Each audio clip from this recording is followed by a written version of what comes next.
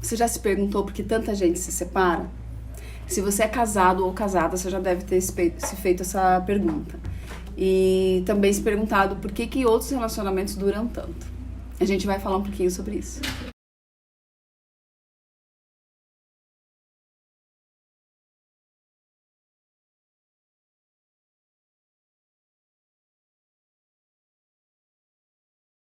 Eu vou contar para vocês os momentos de maior incidência de separação. Existem 4 fases assim mais importantes na vida do casal. O momento em que eles são casal, é onde eles criam essa terceira família, que ela sai oriunda de 2 famílias originais, né? E você sai lá do seu pai e da sua mãe, e aí você se forma casal com outra pessoa. E às vezes, essa família não alinhou as expectativas que eles tinham com relação a esse casamento. É muito comum no início do relacionamento os casais brigarem por coisas simples. Por exemplo, divisão de tarefas, coisas relacionadas a dinheiro. E é uma conversa difícil para se ter. Parece até uma conversa meio mesquinha você combinar coisas sobre dinheiro com o seu marido ou com a sua esposa. E aí as pessoas não têm essa conversa. O problema é que não ter essa conversa simples acarreta problemas muito mais graves. Nesse momento parece que essa conversa é desconfortável. O desconfortável mesmo é viver brigando por coisas que não foram combinadas. Quando o casal se forma, né, às vezes ele não alinha direito também o tamanho da interferência que essa família de origem vai ter na vida dos dois. E não é à toa que tem tanta piadinha de sogra, a sogra do marido é a sogra da esposa, né? Isso gera muita brincadeira, mas na verdade é uma incomodação mesmo. Então, os casais brigam muito pela interferência que a família de origem às vezes tem na vida do casal. E eu não digo que ela não possa ajudar, né? Eu acho que tem que ter um respeito muito grande nessa relação, né? Até pela gratidão por tudo que teus pais te deram até agora. Mas realmente o casal precisa alinhar até onde a sogra, ou, né, de ambos os lados, vai interferir, e o sogro também. Outro momento crítico, outra fase, né, digamos, que pode trazer momentos críticos, e inclusive é uma das fases de maior incidência de separação, é a chegada dos filhos. Então, quando isso não acontece, e principalmente a hora que vem os filhos, porque todo mundo quer cuidar dessa criança, ela passa a ser um objeto de... Não que a criança seja um objeto, mas eu digo assim, um objeto de admiração de todo mundo, onde todo mundo quer cuidar, todo mundo quer ajudar. E às vezes essa linha entre o ajudar e o interferir demais, ela pode ficar um pouquinho complicada e gerar certos conflitos. Então é muito importante alinhar com a esposa, é muito importante alinhar com o marido, até onde essas interferências vão acontecer, para evitar um monte de confusão. É uma conversa difícil, mas ela precisa ser feita porque as consequências dessa conversa não ser feita são muito piores. Aí existe um ciclo, né? Existe uma...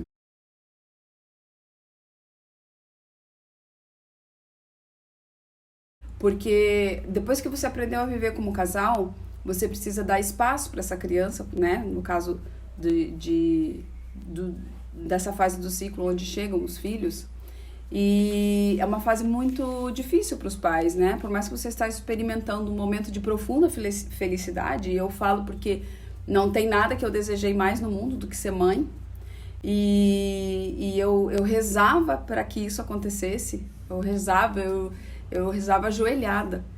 Mas a hora que os filhos vieram, não importa o tamanho do teu amor, você vai passar uma fase do puerpério muito cansativo. A mulher está com os hormônios a 1000. O marido às vezes não sabe muito bem lidar, o que ele pode fazer para ajudar. Então é muito importante já irem conversando sobre essas coisas, porque é muito difícil. Pega uma TPM e multiplica por 10, né? E aí alonga isso por um prazo de 3 meses, e aí você vai ter uma noção mais ou menos do que é isso. Então, quando você não conversa melhor sobre isso, e não é sobre ajudar a esposa, o marido, é sobre realmente dividir tarefas, porque a responsabilidade é de ambos. Claro que tem coisas que só a mulher vai poder fazer, principalmente, por exemplo, uma amamentação. Eu amamentei ambos os meus filhos, eles não tomavam mamadeira, enfim, eu fiz amamentação exclusiva em livre demanda até os 6 meses. A minha primeira filha mamou até 1 ano e 3 meses, e o meu filho, o Beni, mamou até 3 anos. Então assim, ai, que exagero, que louca, pode falar o que quiser, cada mãe sabe o que acontece dentro da sua dinâmica familiar, mas foi algo que demandou de mim uma doação muito grande. E eu fazia com muito amor, eu adorava. Mas no começo foi muito difícil, eu sofri para amamentar. Eu amamentava chorando de dor. Meu marido me olhava amamentando e chorava, minha mãe chorava. E eles verem ele chorando me fazia chorar mais ainda, porque eu ficava com pena, né? Eles não podiam me ajudar e eu não podia deixar de amamentar, mesmo estando com muita dor. Então, assim, é um momento de tantas coisas diferentes, né? O sono, eles dormiam, eles mamavam de 2 em 2 horas. Vai ter mãe, meu filho dorme a noite inteira. Maravilha, os meus não dormiram. E eu tava lá disponível e feliz e alegre, mas teve vários momentos de estresse que eu vi que eu briguei por pouca coisa. Na gravidez do Beni, da Valentina, eu tive baby blue, né? Um pouquinho, assim, 2 dias só, mas foi importante eu ter percebido que eu tava com uma tristeza, assim, tipo, é uma tristeza de que tá tudo dando certo, o bebê é lindo, você tá vivendo o sonho da sua vida, você tá feliz, o seu marido, o seu companheiro te ajuda, você tá amamentando e de repente você tá desesperada, de medo de que alguma coisa ruim aconteça. E aí eu fui contar pro meu marido, né, eu fui tomar banho, eu lembro de estar tomando banho, assim, ter terminado o banho e secado o cabelo, né, porque era algo que eu não fazia há muito tempo, secar o cabelo, e daí secando o cabelo e chorando. E aí eu cheguei e falei, eu não sei o que tá acontecendo, eu tô com medo, né? E daí ele falou, acho que você tá com baby blue. E daí me filmou, eu lembro dele me filmar assim, chorando, né?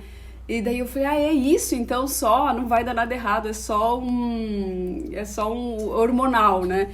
E aí isso foi maravilhoso para eu tomar consciência do que estava acontecendo e conseguir melhorar mais rápido.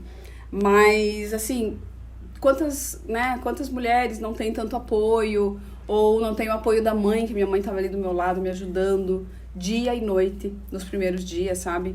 Então é um momento realmente que precisa que o casal se una, e às vezes em função de tudo que está acontecendo é um momento de briga. Então é o momento da chegada dos filhos, é o momento de maior incidência de divórcio, e deveria ser o contrário, deveria ser o momento que o casal mais se une. E por que isso acontece? Porque não alinham, sabe, as coisas não são conversadas. Tem que ser uma expectativa dos dois, né? O que ter filho significa para o casal, né? Para um vai ser realização, para outro vai ser amor, entendeu? Mas o casal precisa entender o que significa para cada um. E aí, juntos encontrarem esse valor em comum para poder cuidar dessa família do jeito que ela precisa. Outro momento importante também é quando as crianças estão indo para a puberdade. Também é o segundo momento de maior índice de separação. E aí você está vivendo aquela fase mais, digamos assim, que você já está mais no piloto automático, que as coisas já fluem melhor, mas vai chegar uma outra fase onde tem um novo abismo de conhecimento, que é a fase da puberdade, onde você vai enfrentar um distanciamento, o adolescente buscando valores, referências de valores fora também, fora da tua família. Então, se você teve uma base muito boa, você vai passar mais fácil por essa fase. Mas todo mundo passa por algum tipo de dificuldade, de rebeldia, de aprender a lidar, de aprender a dar espaço para esse jovem, porque antes ele estava tudo com a família, bastava. Agora não, ele já precisa de mais tempo com os amigos, ele precisa de um tempo sozinho. Então você precisa aprender a lidar com isso. Eu sempre me senti assim, eu não diria preparada para ser mãe, porque desde que eu comecei a querer ser mãe, antes eu lia sobre gravidez, depois eu lia sobre as fases da criança, eu lia sobre tudo. Então eu sempre quis muito, eu sabia que esse amor que eu dispendia para essa atividade, ele ia ser muito importante, mas eu sabia que ele não era o suficiente, que eu precisava também estudar. E aí quando veio a Valentina, assim, eu tive a impressão que eu tive mais habilidade para lidar com ela, não sei se pelo fato dela ser menina, de eu ser a filha mais velha, de eu ter ajudado minha mãe em várias coisas com as minhas irmãs, eu não sei. mas eu me sentia mais preparada para lidar com as coisas dela. Quando veio o Beni, eu achei mais difícil para mim. E ainda é um desafio maior para mim. E aí eu fui estudar, sabe? Eu fui estudar. Tem um livro que está aqui. Esse aqui, Educando Meninos, foi um livro que me ajudou.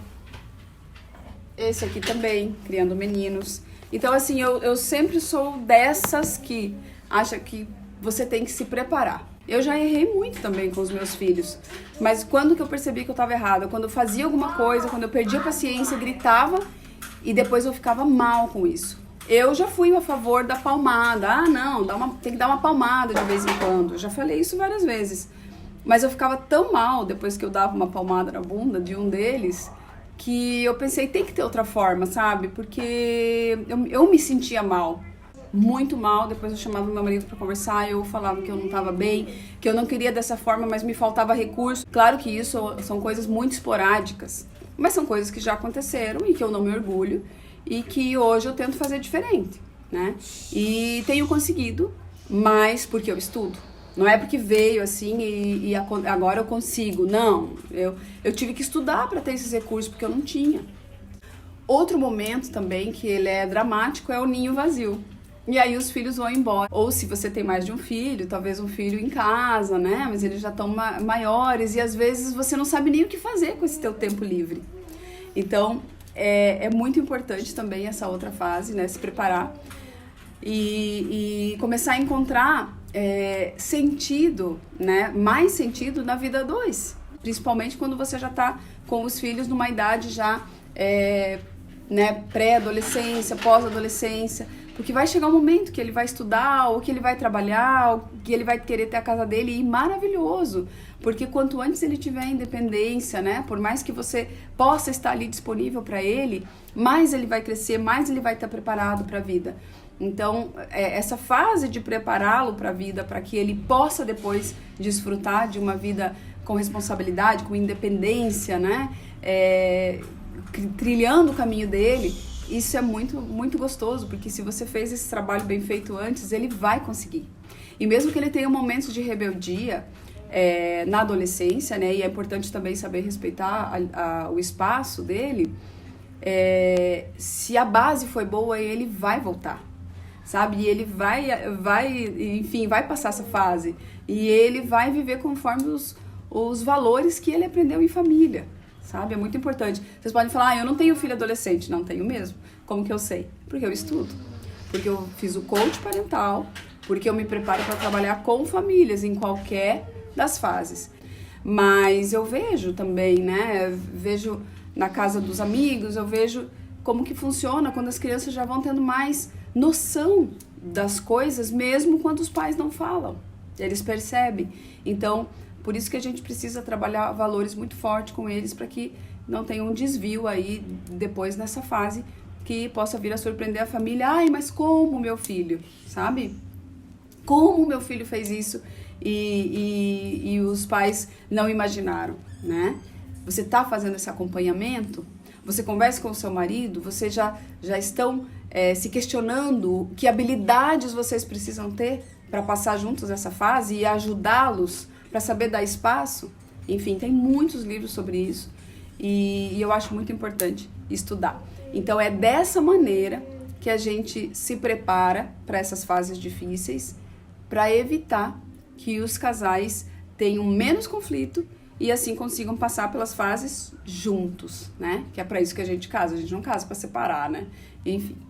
E é isso, espero que tenha ajudado e logo tem mais.